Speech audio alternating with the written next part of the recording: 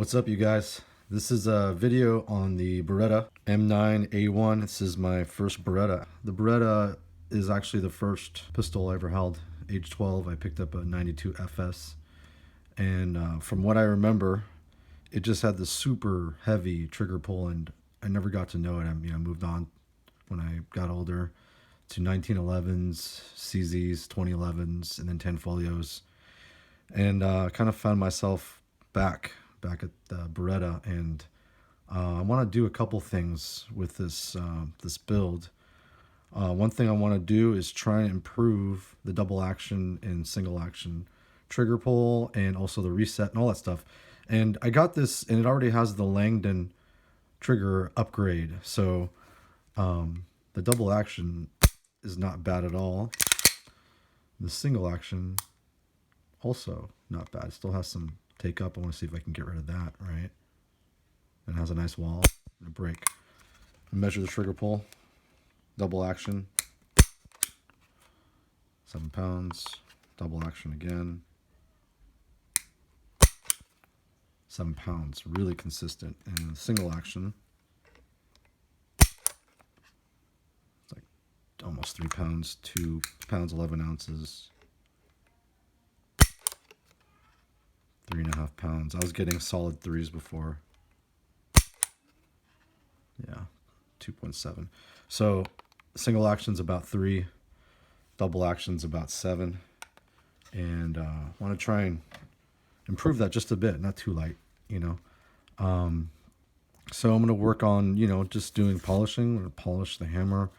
Gonna put a match hammer on there.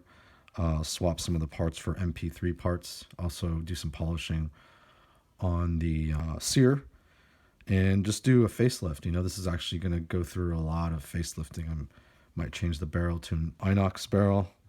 I ordered a custom compensator from Rick, who makes the SGS style compensator. Also, I'm in the midst of building a super long slide for this, so that's also going to be cool. Interesting thing about the Beretta barrel is it has the same overall diameter as a 1911.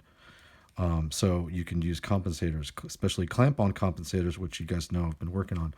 Also, the other thing I don't like about the Beretta, and don't like that the decocker functions as a safety, just stays there, right? So I'm going to put the G decocker, which just springs back. So that's going to be a lot. I'm also going to try a bunch of different triggers. I'm not sure if I want to use the Wilson Combat Short Reach or the Match Beretta trigger, or a custom trigger that I'm gonna get made. So I'm gonna test out all those. Also gonna swap out the mag release, add a Magwell. I'm gonna do a lot to this thing, and we're gonna try and make it as good as possible. All right, stay tuned.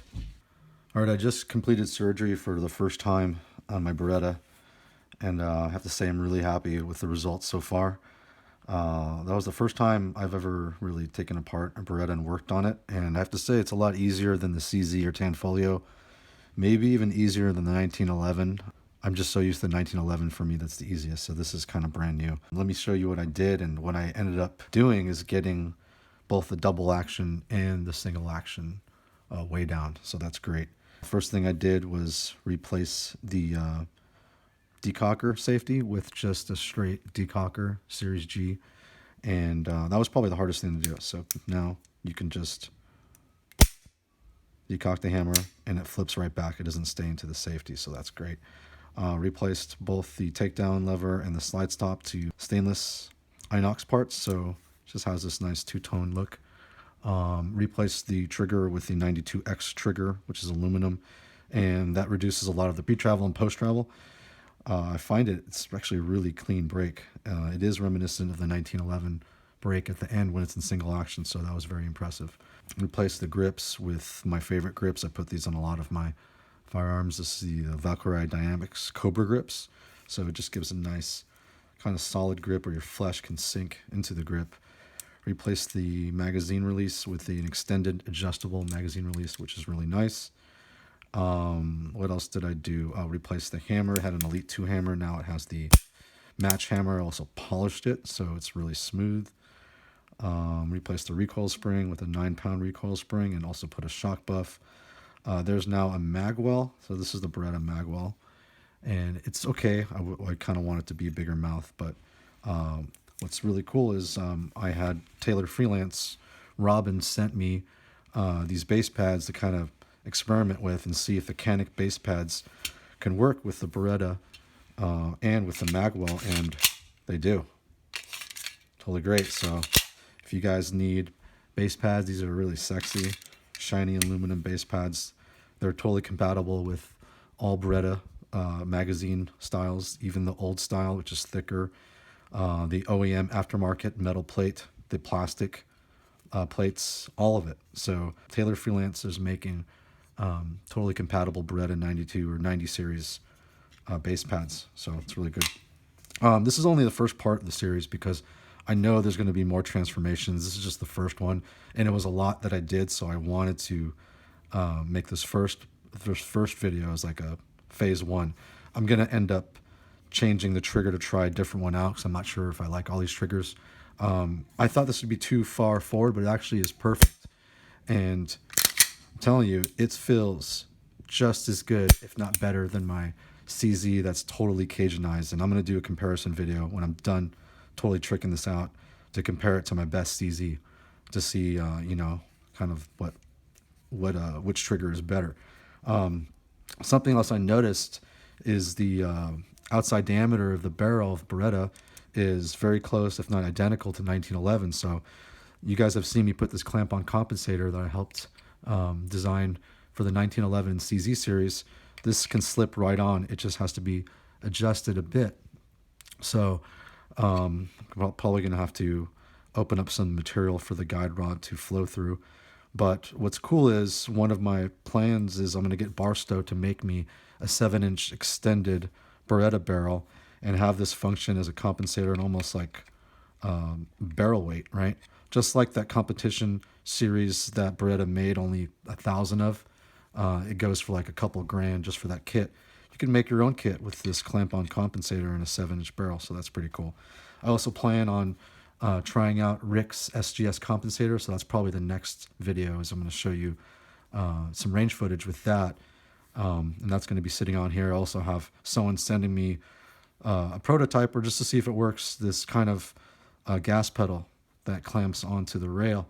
So there's a lot of things I'm going to be working on for phase two, but this is a good start. Let's go over the trigger pull and see what we got. So we started with 7 pounds, and that was with the Langdon kit. Okay, now I polished some parts and did some more work, so we're going to see if we can improve from the 7-pound double action. It's 5 pounds, 9 ounces. 4 pounds, 9 ounces. 4 pounds, 3 ounces. Now let's see the single action. 1 pound, 12 ounces. 2 pounds, 10 ounces.